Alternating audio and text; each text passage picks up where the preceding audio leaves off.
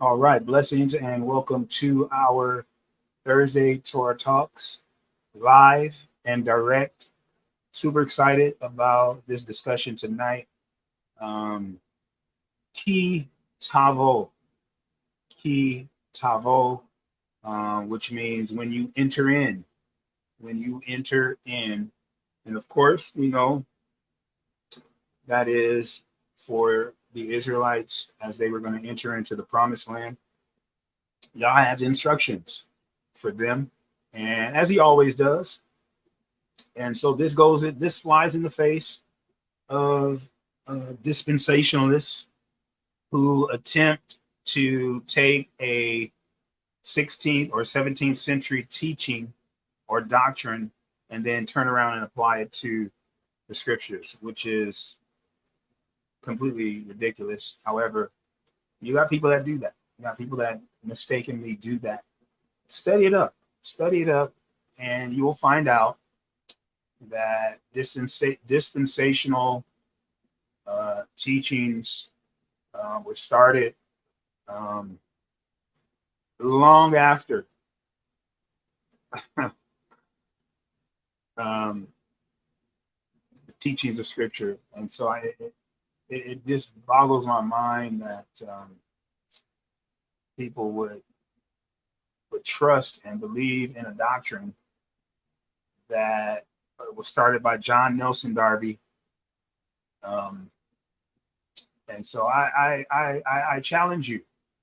I challenge you to check it out. He lived in the 1800s. And so, 17th century. And the 17 centuries after, actually more, like 30 centuries after the Torah, around some 30 some years, not 30 years, but 30 centuries after the Torah was given, people decide to believe in a man-made doctrine. John Nelson Darby created this idea of dispensationalism, which says that the instruction that Yah gives to the Israelites, he's no longer giving those instructions. Those instructions do not apply to today. And so my question to them is it okay to murder now? Is it okay to steal? Is it okay to bear false witness? Is it okay to do all of the things that are mentioned in those instructions, since they no longer apply today? And then my next question that's being begged is, well, who determines which ones we do follow?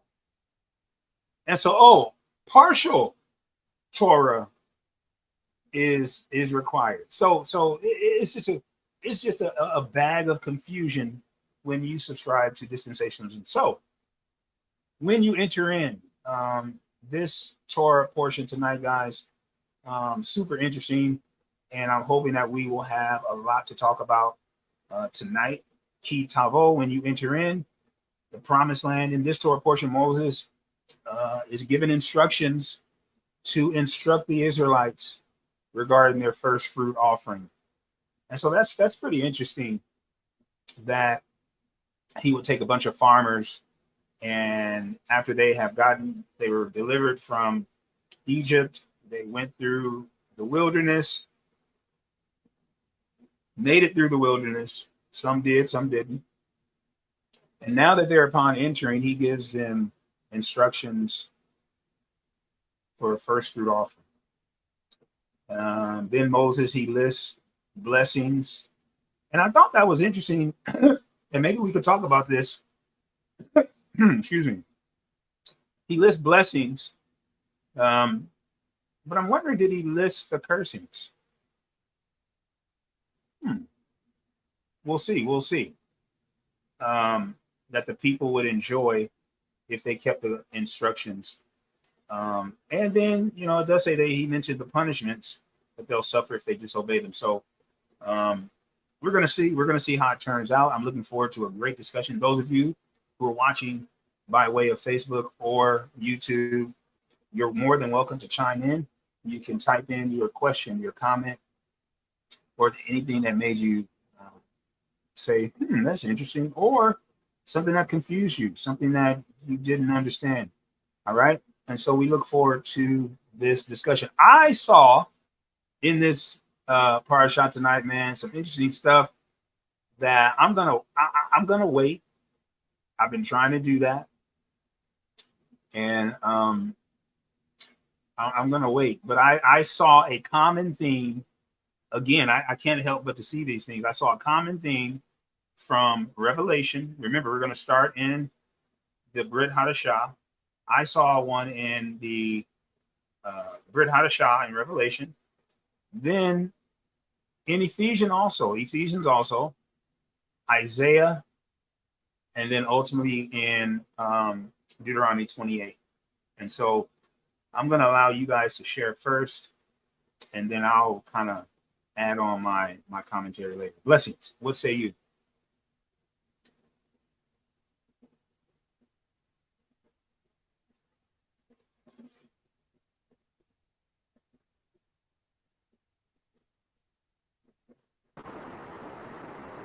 Blessings.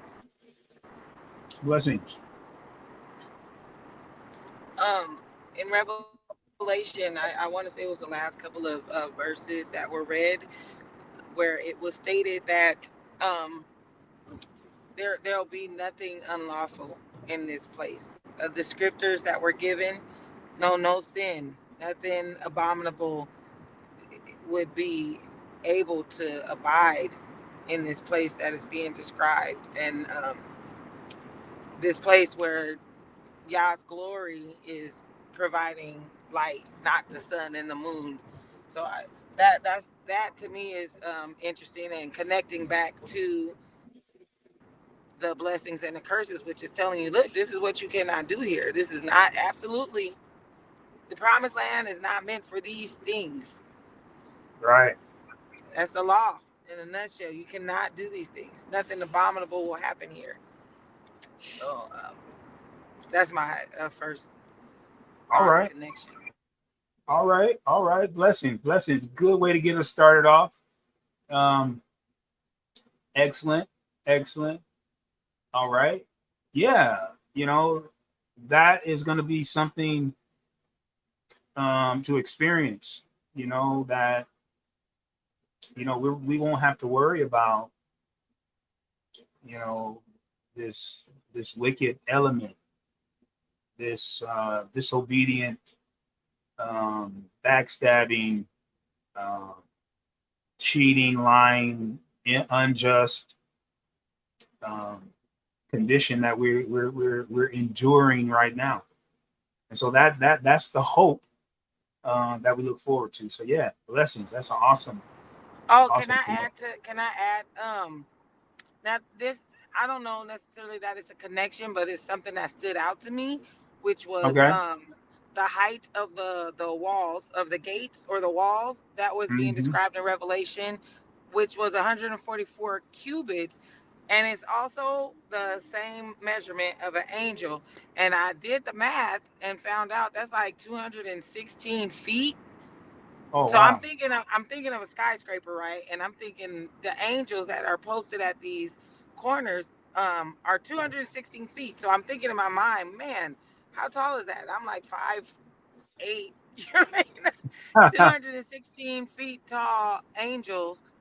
If that's the measurement that they're describing, like just how large it is. And then it also made me think back to the fortified walls that were taken down when they described the curses, Mm-hmm. the curses that would happen to them for not obeying the law, and all the descriptors that were happening, how the fortified walls were coming down because they thought they was going to protect them, but it just wasn't so. Right. Uh-huh. That is interesting. 216. I remember going to Viola seminary, and let me look this up real quick, because they had a statue of Caesar Borgia, aka Jesus, And I'm gonna look this up real quick because they had this statue, man. You had to look up. It was huge, and so I want to look real quick. So I'm gonna say Biola statue of Jesus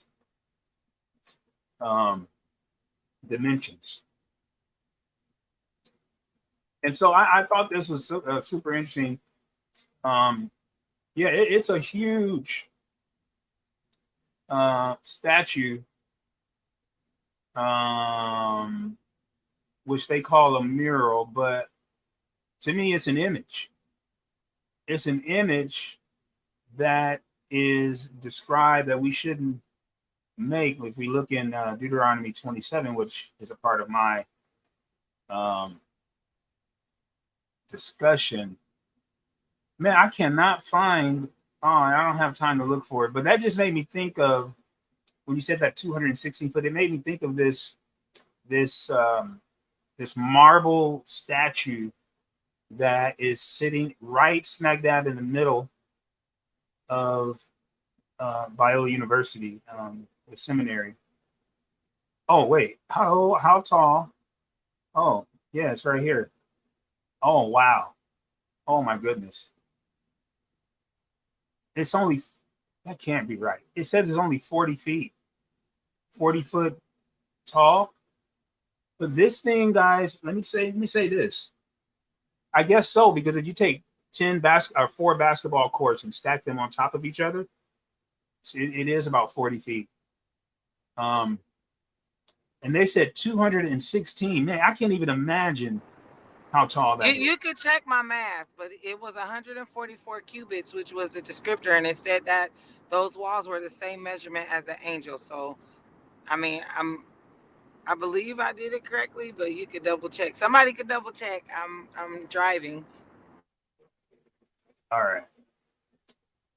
So, how many cubits was it? 44 or 144? 144. So that would be 216 feet. Yeah, And so it was correct. Yeah, that's really, really large, tall. so I'm going to find out. Let's see. Are there any buildings 216 feet tall? You know, they call these there are some buildings that are, you know, I forget the name that they call these things that they're like these beam tall, what do they call them?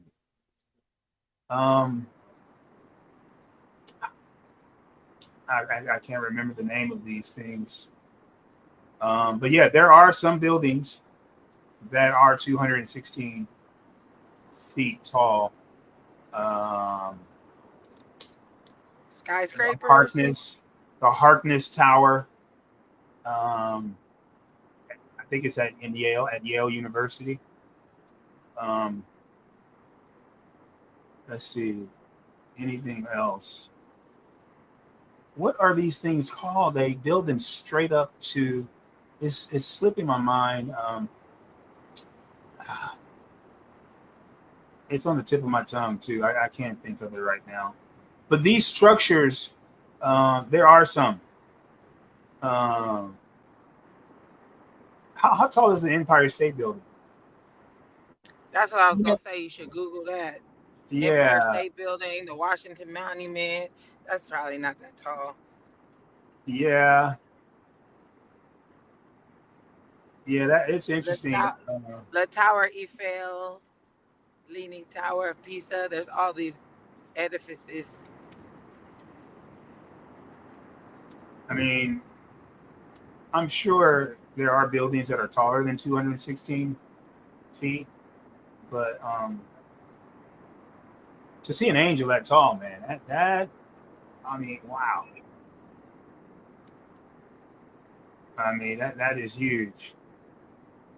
I mean, I wonder how many stories that would be.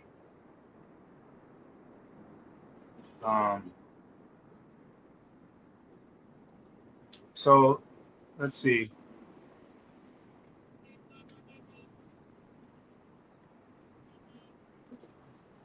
Yeah, I think that there's going to be a statue of equality that is going to be created here. Here, let me show you guys this. I thought this was interesting.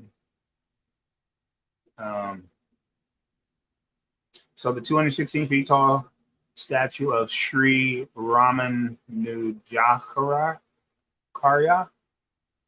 an 11th century Bhakti saint and a revolutionary social reformer, stands as an epitome of mercy, pleasantness, and equality in the world.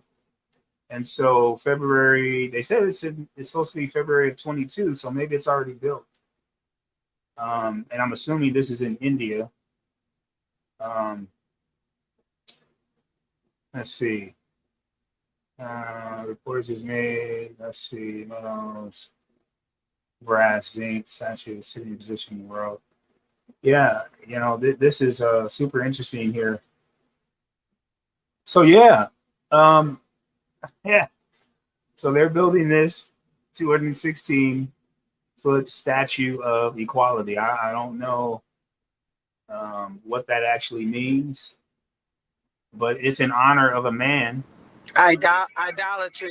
And so that's what it amounts to.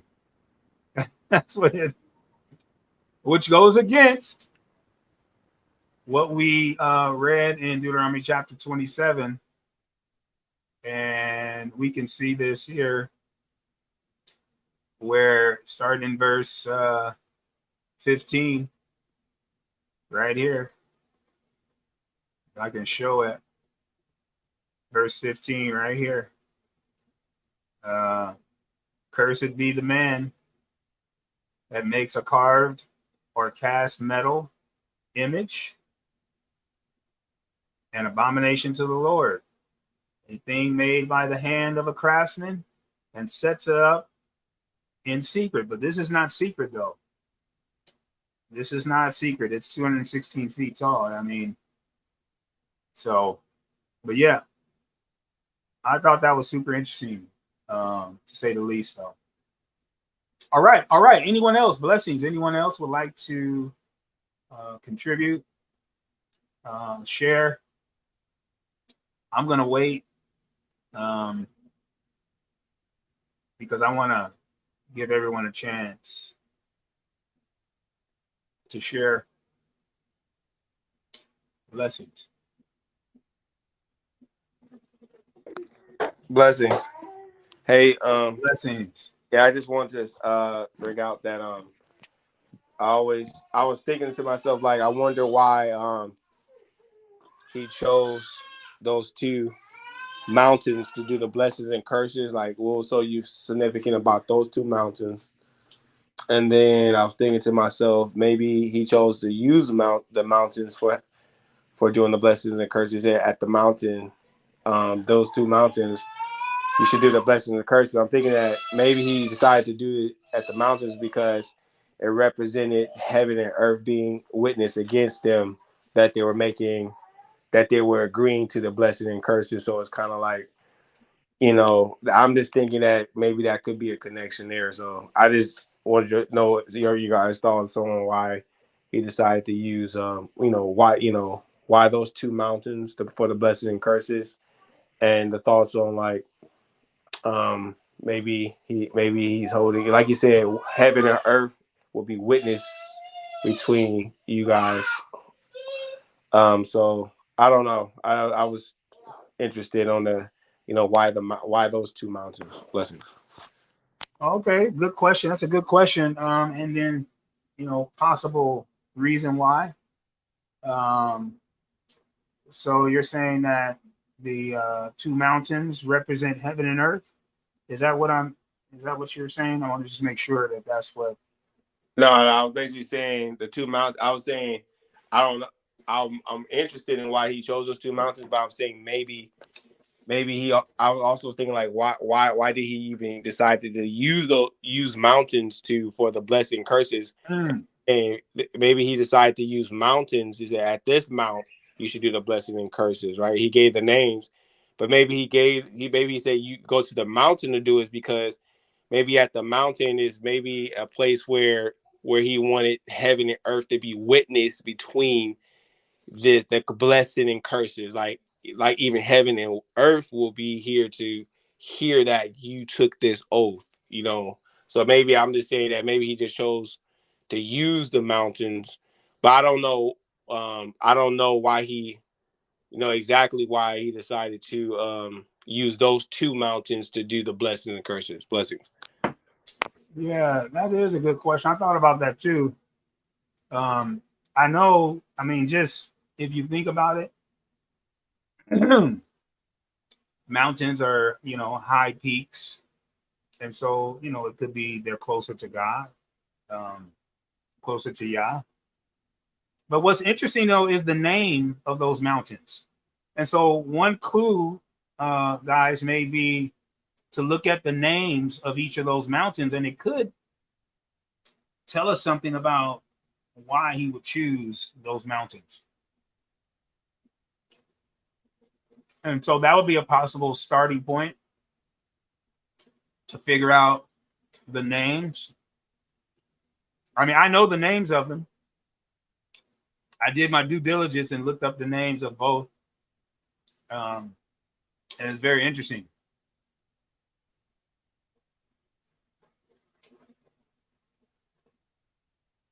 Oh, yes.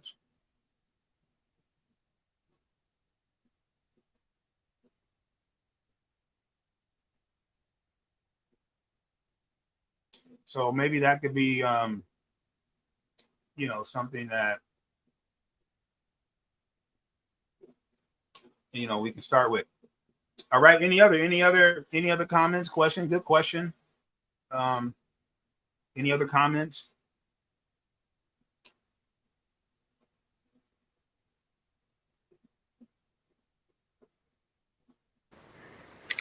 I think in addition to the mountains, I was curious about whether or why he chose which tribes to go up each. Meaning like not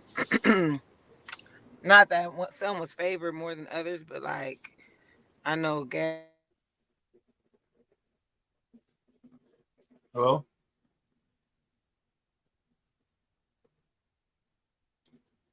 Yeah, I crossed think over into the promised land. They were on the cursed side.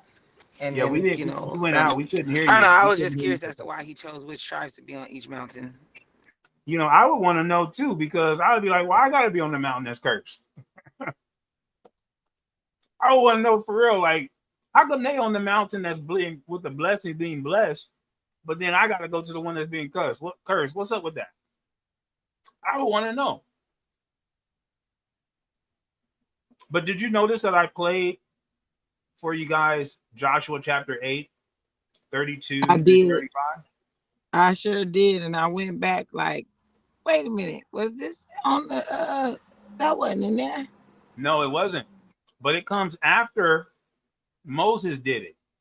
And so I was wondering why, and then so knowing that, it makes me think, well, did the Israelites not get it the first time? Why would Joshua have to go back to those same mountains and renew the covenant again?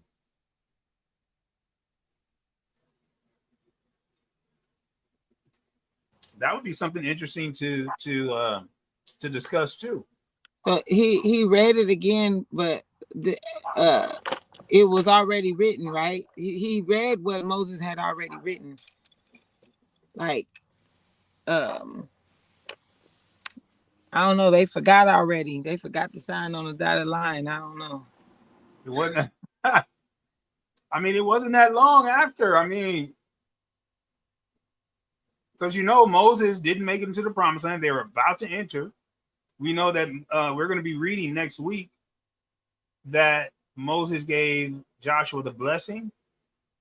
And then in chapter 8 of Joshua, we see they're back at the mountain with the people divided and everything.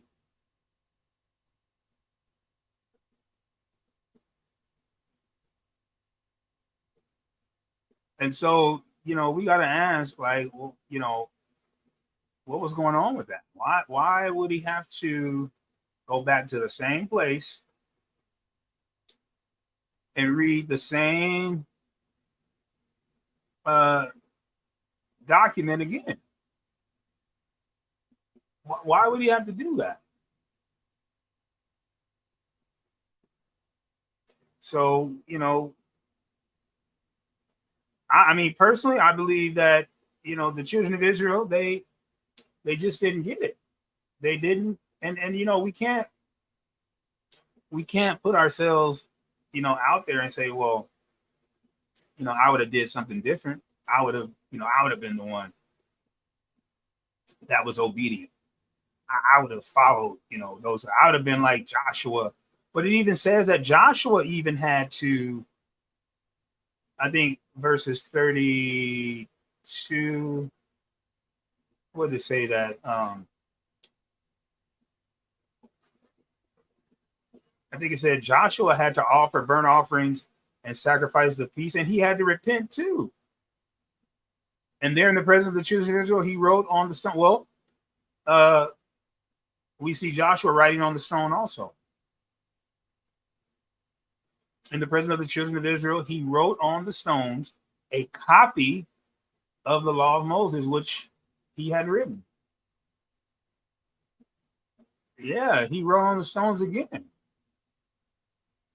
As an act of obedience, reaffirming what he had said in Joshua chapter 1, that this book of the law shall not depart out of my mouth, but thou shalt meditate therein day and night. Remember, he said that thou mayest observe to do according to all that is written. Remember, he said that. But we see again, Joshua had to, I think it said he repented. What did it say?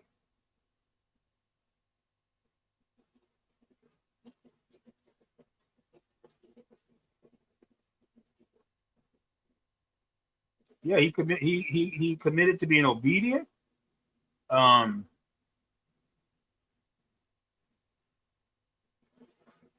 trying to see where I know I read that. But yeah. So I thought that was very interesting too. All right. Any other comments? Anything someone would like to add on? Did you find out the name of those mountains, Brother Mark? Because I'm gonna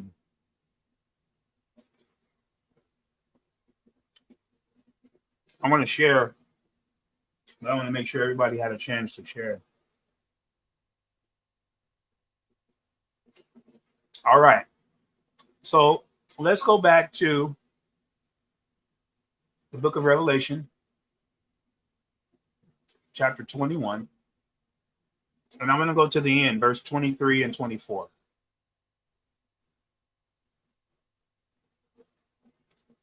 So I want to show you guys what I found, what interests me. And so there's this theme that is running through this entire Torah and the theme has two topics: secrecy and light. They're opposites. Things done in secrecy, and things that are done in the light. Revelation 21, verse 23, it says, and the city had no sun, no need of the sun, neither of the moon to shine in it, for the glory of Yah did lighten it, and the Lamb is the light thereof. And so that agrees with John, the book of John,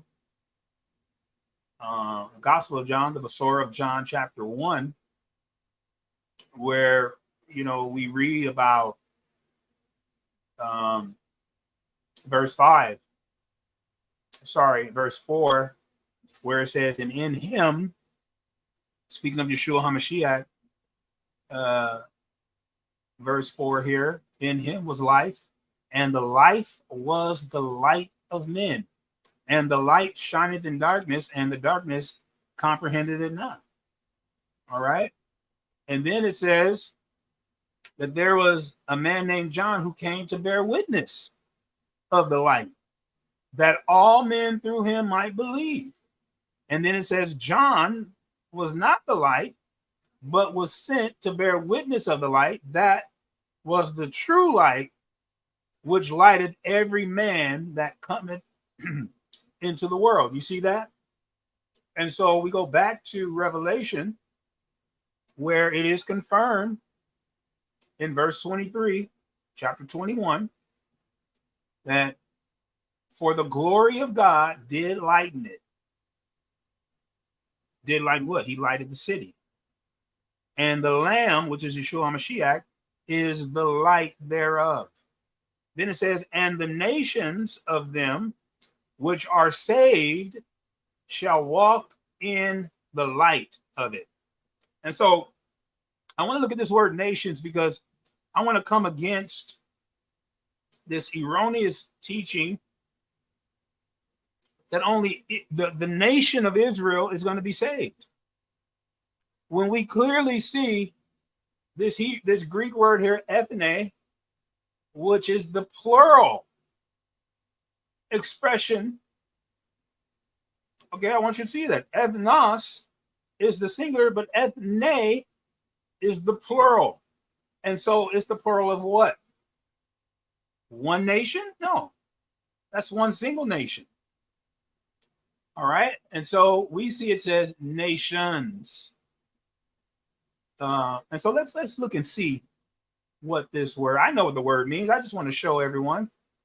It's talking about Gentiles, the heathen people who are saved. Excuse me. And watch this. These are all the meanings.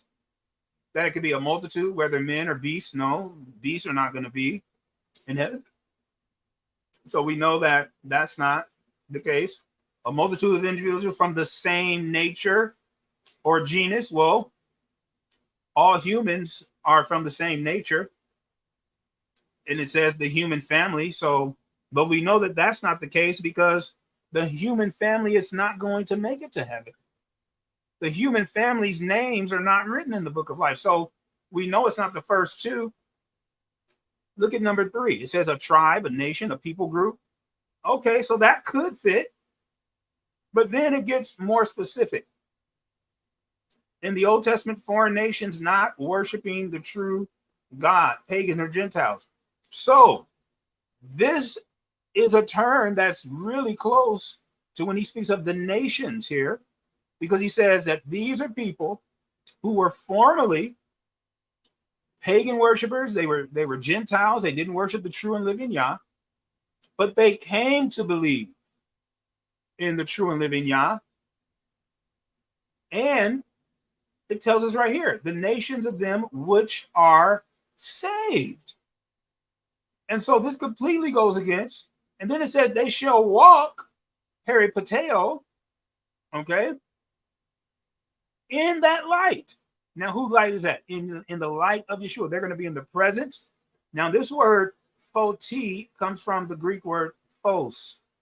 All right. And so let's see this light here. All right. They're going to walk in this emitted light that comes from Yeshua. From Yeshua, he emits, he brightens things up. He lights things up. And so we can see here, and then we know the scripture, God is light. Okay. We know that. And so we need to be careful to understand this theme that's running through. Number 1 is light. It's opposed to secrecy. All right. And so there are not going to be people in the kingdom who walk in darkness or walk in secrecy. Okay. And so we got to get that understanding cleared up. And I thought that was interesting, but I want to keep going. I want to go further. All right. And so if we look at verse 27 here, it says, and there shall no wise enter into it anything that is defiled, that defileth, neither whatsoever worketh an abomination or maketh a lie, but they which are written in the Lamb's book of life. So all these things that defile, that are abomination, that make the lie, those are works of darkness. Those are works of darkness. So we can see that there's a excuse me, this balance of light and darkness, these opposites of light and darkness, starting in the book of Revelation. All right, now let's go to Ephesians, because I want to show you how this theme is carried through in Ephesians chapter 1. All right. And so let's start in verse 3.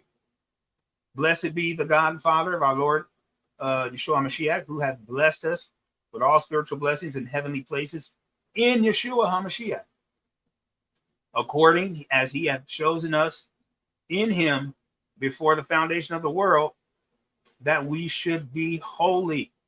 Now, here's another comparison of light and darkness. We know that Yah is light. We know that. But when did it say he chose us in him? Before he said, let there be light. All right, are y'all with me? This is a very interesting passage here. And we can definitely agree with this passage that the theme that's coming forth is that according as he has chosen us in him before the foundation of the world, that we should be holy. In other words, we should walk in that light. This theme continues. And be holy without blame before him in love. Darkness cannot enter his presence. And so we're going to again walk in this light. All right. And so I want you to see this. Now, that goes all the way back again to the book of John. Let me get us there. The book of John. It's not going to take me, so let me just go there myself. John chapter 1. Now watch what verse 5 says. And I think I read that.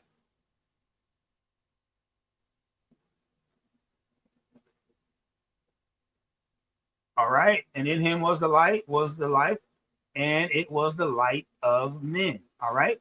And so we can see that. And it talks about in the beginning was the word. So in the beginning, before the foundation of the world, we have light and darkness again in Ephesians.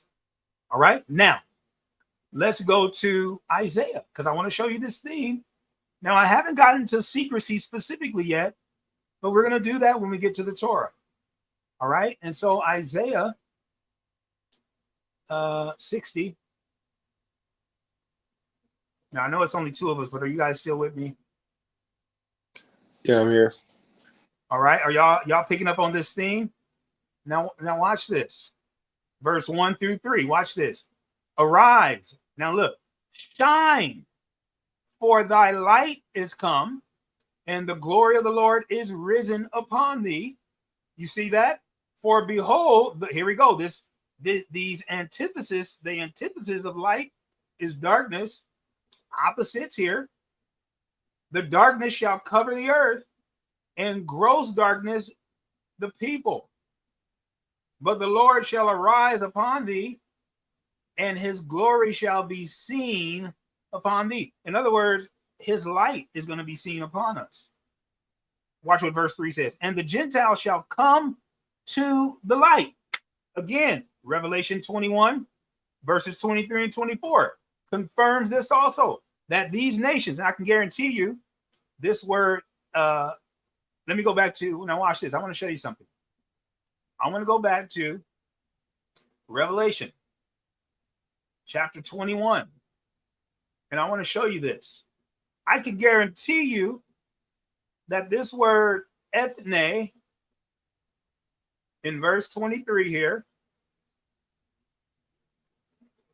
ethne, was it 24? No, in 24, this word nations right here, ethne, watch this, guys. I want to show you, this is the blessing of studying your word and doing a intense word study. I want to show you this. Let me show you something. Here we go. The word ethne here. Watch this. Now I'm going to go to the Septuagint. Here, see this LXX? LXX. That's the Septuagint. That is the Old Testament in Greek. Here we go. Now let's look for Isaiah. Isaiah 60. Okay, so you can see down here, instead of going through each one, we're going to go right here. Isaiah 41. I don't know if you can see that. Isaiah 41. Let's drop down to 60. Now you remember our verse.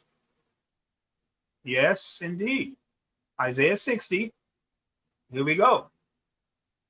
Verse 2 and verse 3. Verse 2, for behold, the darkness shall cover the earth, and gross darkness the people, but the Lord shall arise upon thee. You see that? Gross darkness the people, but then it specifically says it in verse 3. And the Gentiles shall come to the light. Now watch this. Shall come. That's a prophecy, which is fulfilled. Are y'all with me? Which is fulfilled in Revelation. Come on, you guys might as well go with me here. Which is fulfilled in Revelation chapter 21. Now, we can't. Now, see, this is why the Torah, the prophets, and the Psalms are relevant today, because there's prophecies that still need to be fulfilled.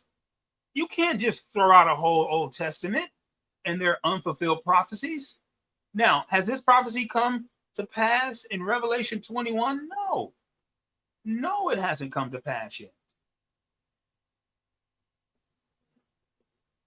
Look at this. This prophecy hasn't come to pass in verse 24. Now we know that it's going to come to pass because it says, which are saved. That's present tense. That means prophecy fulfilled. Watch this. Isaiah uses future tense. Shall come. Prophecy. Prophecy in Isaiah, which makes Isaiah a credible prophet, because we see in Revelation that is fulfilled. So we can't throw out the Old dispensationalism, back to my point, can't be trusted. This verse proves dispensationalist teachings is false. And what do we do with false doctrine, guys? We throw them in the theological trash can right here. This is where we put them, right here. All right, so we're going to throw dispensationalism right in the trash. Now, let me get back to the teaching. So we see that the Gentiles are now going to walk in the light. Okay, now let's go to the Torah, which is a very interesting passage, man. And I want y'all to see this. I want y'all to see this. Come and go with me here. I want you to see what I'm seeing here. Deuteronomy 27. This is so exciting, man. It's such a blessing to love the word of Yah, have a passion to study it, and then more importantly, to live by the word. But let me show you something real quick, though. Back in Isaiah, before I go to the Torah. So we saw verse 3, 1 through 3. I want to show you verse 9. He says, surely the isles shall wait for me, and the ships of Tarshish first, to bring thy sons from afar, their silver and their gold with them, unto the name of the Lord thy God, and the Holy One of Israel, because he hath glorified thee. All right, I want you to see this, that he's going to glorify. But then in verse 14, he says, the sons also, hold on, I'm not even showing you. The sons also of them that afflicted thee shall come bending unto thee, and all they that despised thee shall bow themselves down at the soles of thy feet, and they shall call thee the city of the Lord, the Zion of the Holy One of Israel. You see that? Now, one of the translations said that they shall call thee beautiful, I think. Did you guys see that in one of your translations here? Let me go to Bibles. I thought I saw that in one of the Bibles. They shall call thee beautiful, I think. What translation was I in?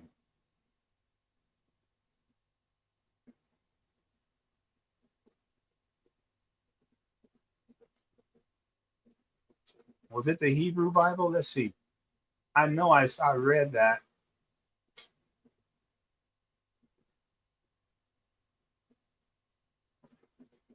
Where is that Hebrew Bible here?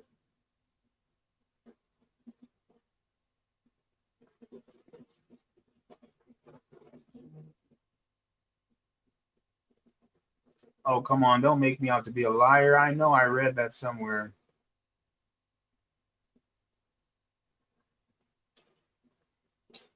Oh, man. Probably have to type. Maybe if you type, since you already know where it lands, type it into just type beautiful in the search bar, and see, and then it might give you, and just scroll down to Isaiah. It might be able to help. Yeah, man. I hope. Let's see. Because I wrote it in my notes in verse 14 or 9, one of those. Let me see verse 9. Maybe it's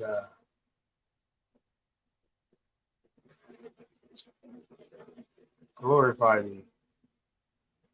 Oh yeah, see how it says, for he has filled you with splendor. Okay, so maybe we'll see. Oh yes, ESV, because he has made you beautiful. You see that? That what's going to happen? He's saying is that people are going to come from far. They're going to bring to your children from afar the silver, the gold, for the name of the Lord thy God, and for the Holy One of Israel, because he has made you beautiful.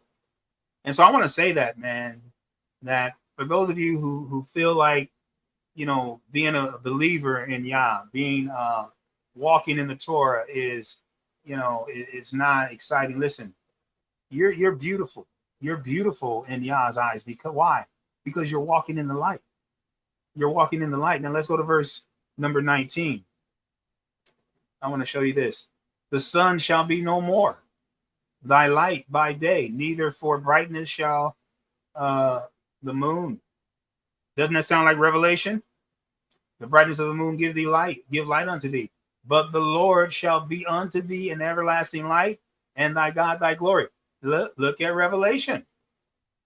Okay. And the city had no need of the sun, neither of the moon. You see that? Revelation 23. They had no need of the sun, neither of the moon to shine, for the glory of God did lighten it, and the Lamb is the light thereof. That sounds an awful lot like Isaiah's prophecy again. Okay, verse 20: the sun shall no more go down, neither shall thy moon withdraw itself, for the Lord shall be thine everlasting light, and the days of thy mourning shall be ended. It's exactly what Sister Benz was saying earlier. Okay, look at these prophetic words here. Shall be. Okay, in verse 20, shall the moon. In verse 19, let's go to verse 21. Thy people also shall be, prophecy, man, all righteous. They shall inherit the land forever, the branch of my planting, the work of my hands, that I may be glorified. Verse 22, a little one shall, watch this, a little one shall become 1,000, and a small one of a strong nation. I, the Lord, will prophecy, hasten it in his time. Oh, it's coming. Listen, I don't care how this world beats us down. I don't care how this world puts us in a corner. Baby can't put us in the corner because we're beautiful, and he's going to allow the light to shine, and we are going to walk in the light. And guess what? All those people who were unrighteous, who were abominable, who may seemingly right now be prospering and getting over on us, they're going to be the ones to walk in the darkness.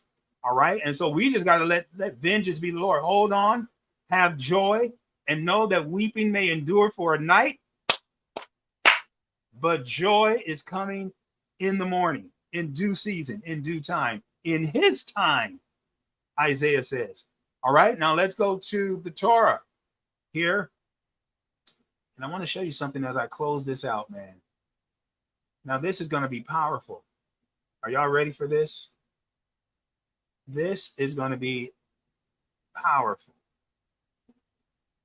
And I want to go right to the verses here.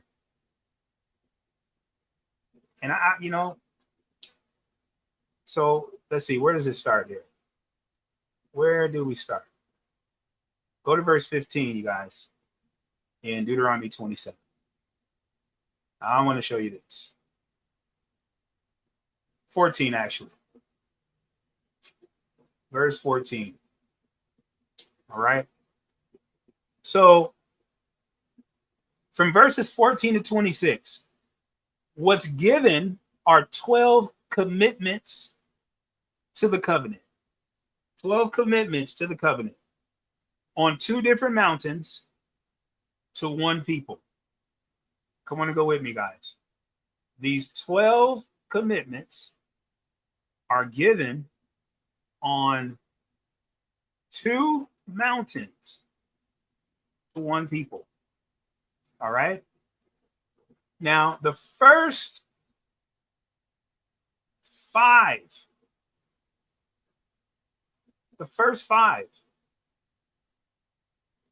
let's go to them. Look at these, verse 15. And I want to show you something, because these all have in common secrecy or darkness, things that are done in the dark. Watch this. Watch verse 15. Cursed be the man that maketh any graven or molten image, an abomination unto the Lord, the work of the hands of the craftsman, and putteth it in a, look at that, secret place. See this secrecy and darkness? Watch this. So watch this, guys.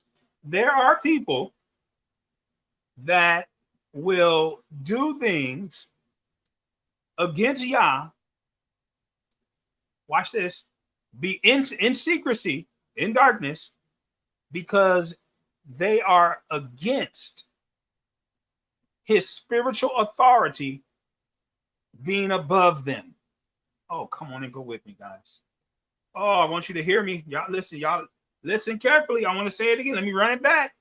There are people that we're going to come in contact with. Remember on Tuesday, I talked about those people who do deeds in the darkness, what we should do to those individuals. It's being brought up again. There are images in secrecy. You may not know about it, but you have people that are around us who are worshiping images in secrecy. In other words, they're not standing in front of some mug and they're just worshiping. No. In other words, they have other things that they have replaced Yah with. In secret, though, because what they're doing is they are worshiping some other god in secret. Why? Because they despise and they hate the spiritual authority that Yah has over us. Are y'all with me? Here's another secrecy. Look at verse 16. Cursed be he that setteth light by his father or his mother, and all the people shall. Now it says that setteth light. Now, what does that mean? I want you, because that sounds positive, that setteth light, right? What does it mean to set light? So we got to go to the scripture. That setteth light. Look at this. Watch this. See, if you read the English, you're going to be confused. Voila.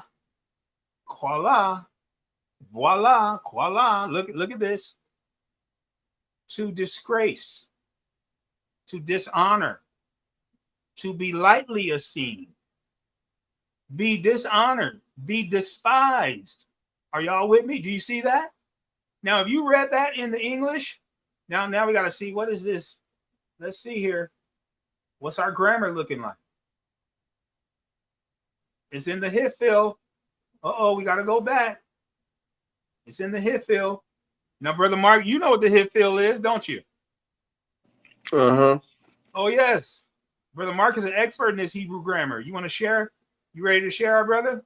It's in the active voice, and it also, come on, brother, it's positive, and it's in the active participle. Also mean that it means that it's an action that it has it's imminent action or action as an action that's potentially can happen, or it's happening already, but it's guaranteed it's going to happen. It's guaranteed. Look, positively, to hold in contempt, to look at your parents. Now, to look at your parents, because your parents are above you. They have the authority from Yah. Okay? But what people are doing, well, not people, but children. This is specifically about children. Because the parents are in parental authority above children, they do things in secret that only the parents know. And you know what? Some children will do it to one parent, but they won't do it to the other. Oh, come on and go with me here. They hold them in contempt. When it says base, that means that in reality, the parents are above. But in the child's mind, in the child's heart, they hold the parents beneath. Oh, come on and go with me here. They put everyone else above the parents.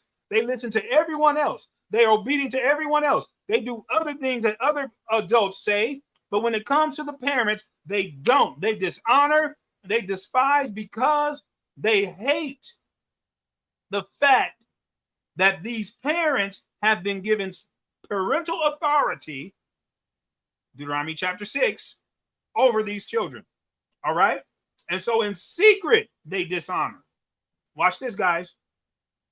Let's go to verse 17. It's getting hot in here.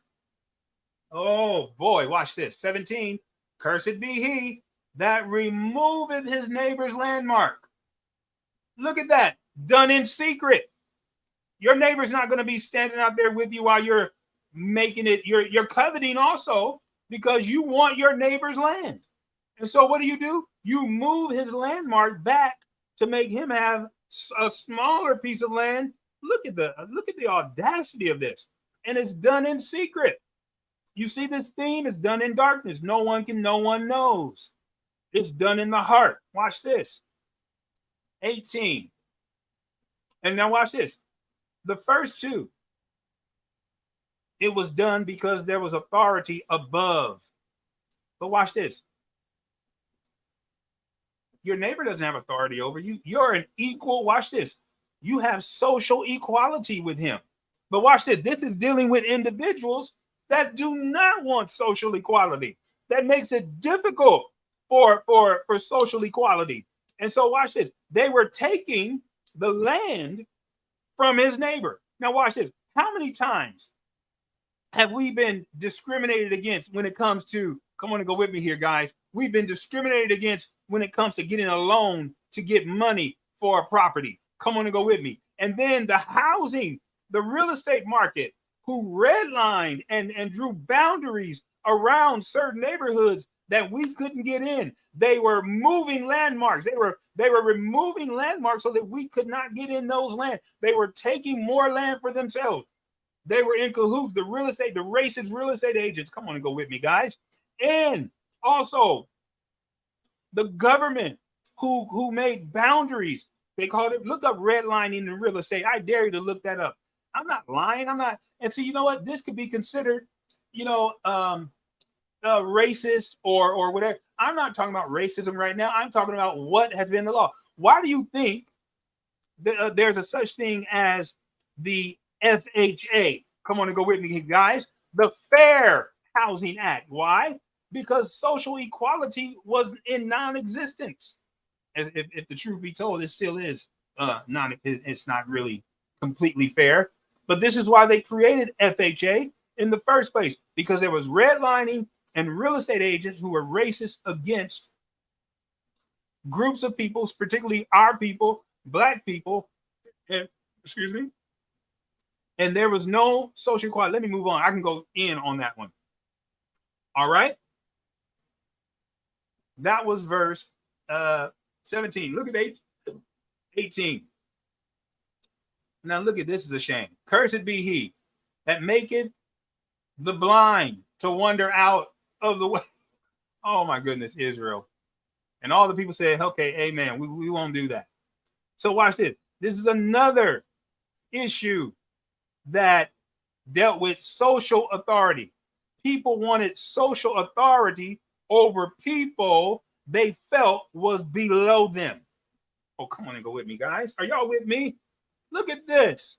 I'm going to turn this into a lesson, man, because, oh my goodness. People that they thought were below them, they wanted social authority over. Okay? And so I can go in on that as well. But look at verse 19. Cursed be he that perverted the judgment of the stranger, fatherless, and widow. Now watch this. Social authority also.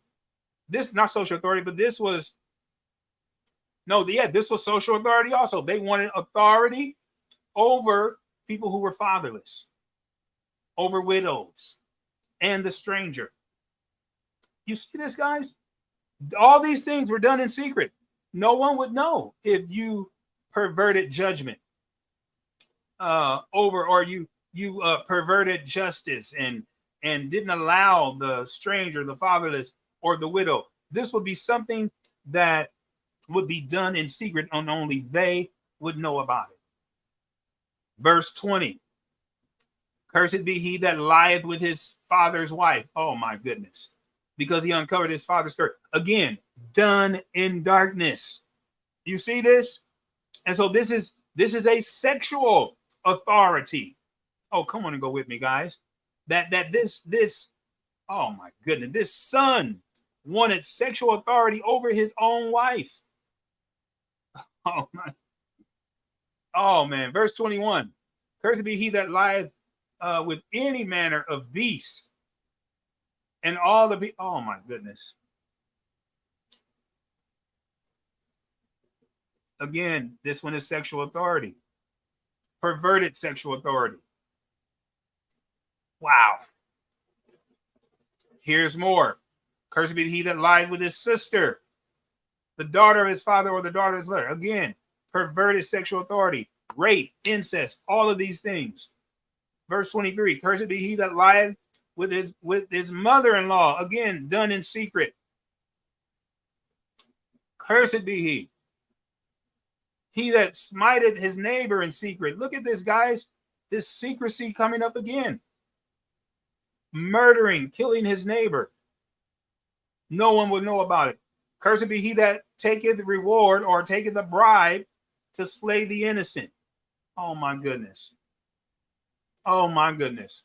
Does this not resonate with me right now? Legal authority above us. And so there are people that are taking bribes. There are people that are not pursuing justice because they care more about money, and they care about money more than they do justice, and they will take a bribe. Cursed be he that watch this, that confirmeth not all the words. Now watch this. What does this word confirmeth mean? Okay.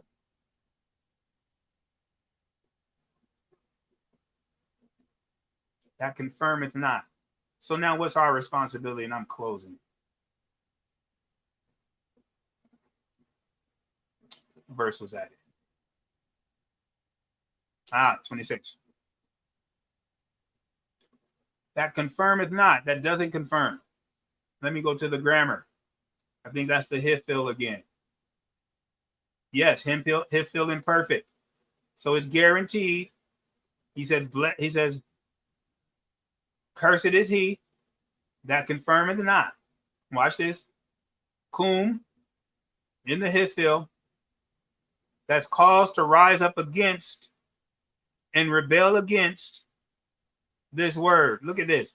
To cause, to arise, to raise, to set up, to erect. Look at this. To rouse, to stir up, to investigate, to constitute, cause to stand, establish, carry out, give effect to. In other words, cursed is the one that does not establish these instructions in their life. Come on and go with me here. Cursed is the one that doesn't investigate these matters and then do them. Are y'all listen, guys?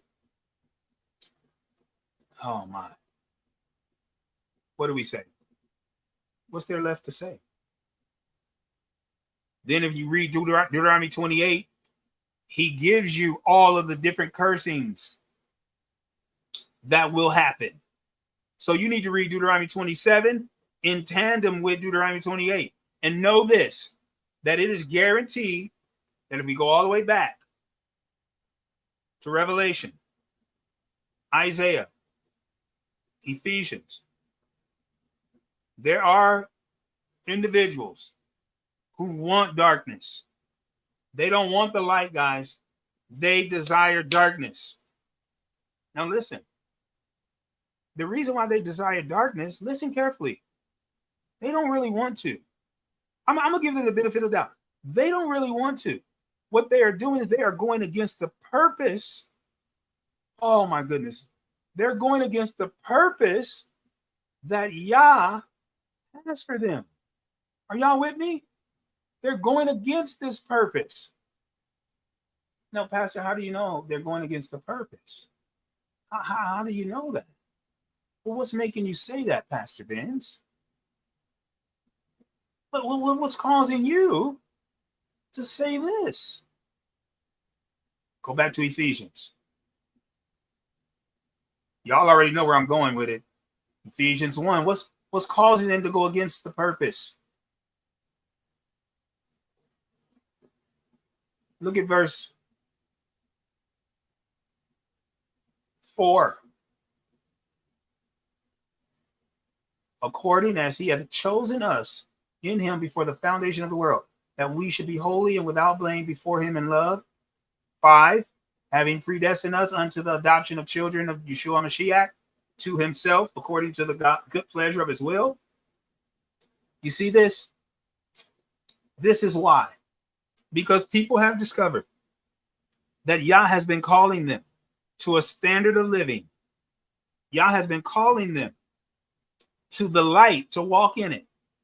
And because they are rejecting it, because they've decided to reject it purposely.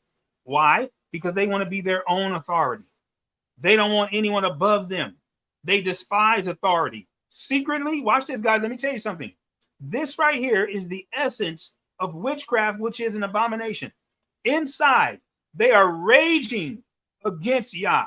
They are raging against, they are cursing Yah to his face. But on the outside, they may seem pleasant. On the outside, they may seem quiet and not violent. But let me tell you, there is a violent mechanism within them that's causing them to fight against Yah. Now watch this, guys. Let me say this. People who reject their purpose, I believe, are in depression. I do. Psychologically, listen to this. Psychologically, they are knowingly going against the purpose of Yah. And watch this. When you don't have purpose in life, I want to go with me here. You will resort to doing anything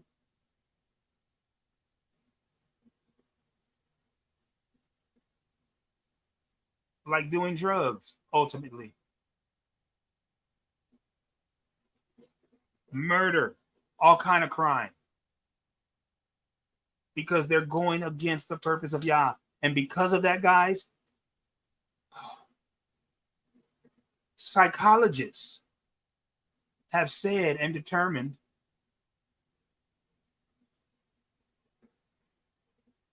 that brings on depression. Now look at this in the top right-hand corner. Medically reviewed by people with psychology degrees. This is not just, this is in 2021. It's recent. It's medically reviewed. It was reviewed.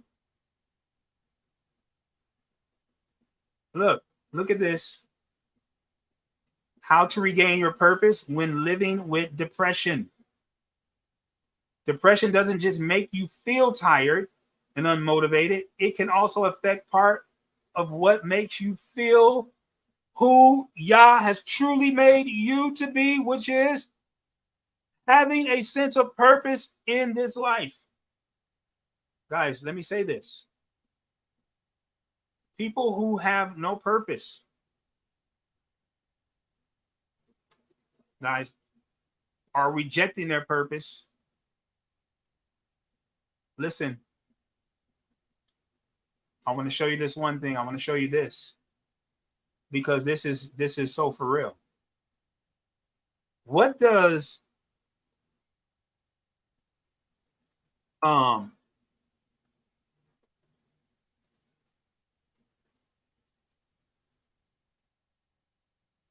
what does sunlight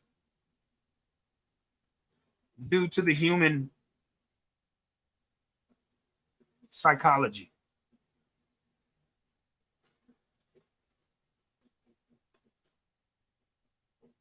As far as being depressed, what does sunlight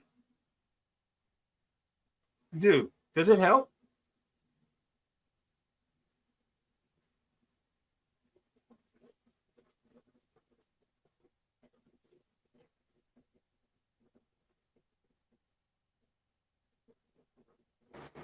I would think that it helps, because people who are depressed, it's usually described as being dark, staying inside, curtains closed, don't want to get up out of bed. Yes. Like when you see it on TV displayed anyway, somebody come in the house, girl, you need to clean up in here, throw this liquor away, and the first thing they do, go open up the curtains, let some sunlight in. Exactly. Do you want to know also what sunlight does? A benefit? Sure. I've been, I'm interested in biochemistry, guys. I'm going hard after it. All right. And I've done some study myself. And I want to show you. This is what these doctors are saying, guys. I want to show you this. Again, this was medically reviewed. Now, that doesn't mean they're always right, but it was reviewed. Look at this. Benefits of sunlight. Listen, guys. It helps to release serotonin. Do you know what serotonin is, guys? It's a hormone in our brains. Sunlight and darkness trigger the release or not releasing hormones in our brain. Exposure to sunlight is thought to increase the brain's release of a hormone called serotonin. Serotonin is associated with boosting mood, which gets you out of depression, helping a person feel calm, focused. At night, darker lighting triggers the brain to make another hormone called melatonin. This hormone is responsible for helping you sleep. Do you see this? Look, I'm going to put this one as well, so you can read it. I'm putting these in the post in the StreamYard. Here, let me. Yes, I'm putting it there. You can see it there, and I'm also putting this one there as well. But if you want to go on to Facebook, you can click on these, and you can read these articles. You can read them yourself. Man, let me say this, that these things are important for us to understand. Very important for us to understand. And I'm a firm believer that many people who are rejecting Yah's plan and will and purpose for their life, they're in darkness. Straight up. Of course they are. But of course they are. Of course they're in darkness. Of course they're depressed. Of course they're sad. Of course they seem like they don't want to be involved in anything. Of course.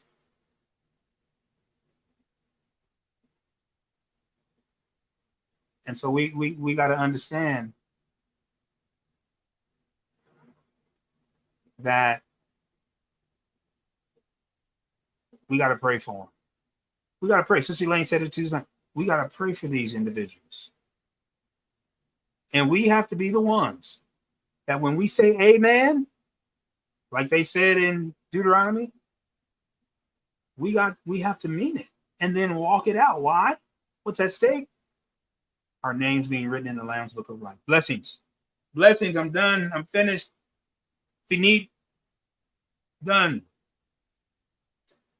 Any comments, questions?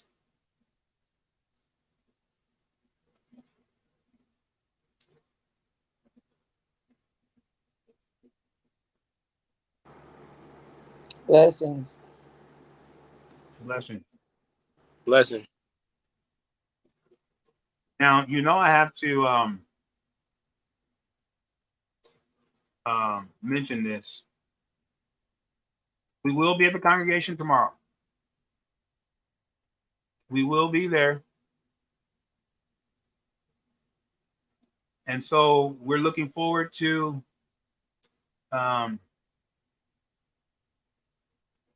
you guys coming. And, I do want to mention this. There are certain foods that will boost serotonin. I had to throw that in there. Now, listen, I didn't stumble on something, guys. I'm serious. I'm not going to stop. Pineapple will boost serotonin. Spinach will boost serotonin. Avocados will boost serotonin. Chickpeas will boost serotonin.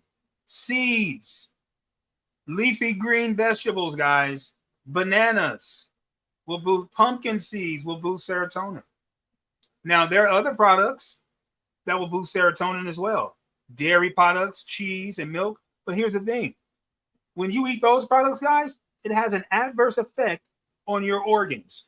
What does cheese and milk do? That's why we're labeled as lactose intolerant.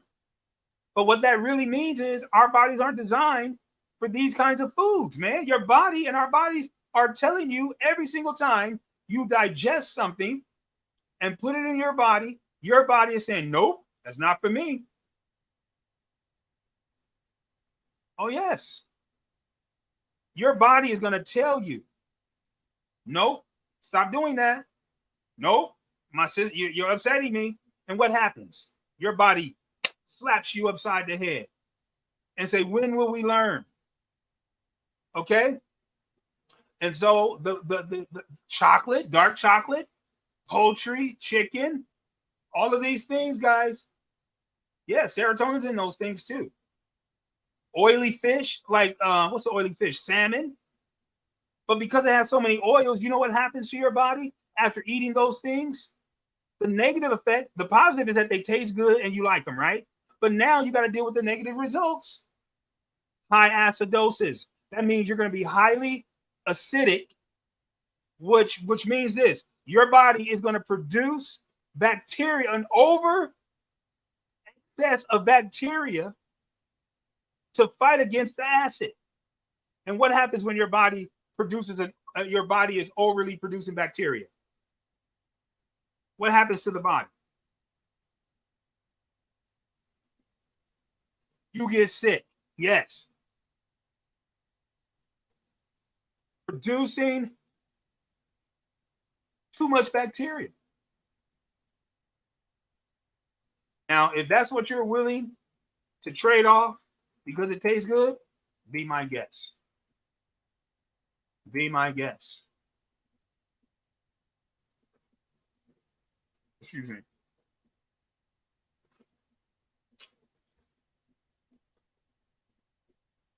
Man, I can now, based off of what I just said, I can go so far deep into how does bacteria affect your small intestine. Oh my goodness.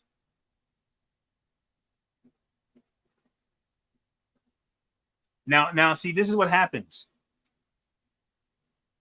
What happens when we have too much bacteria? What does the doctor prescribe for us? Somebody knows. Antibiotics. Here's the problem with that.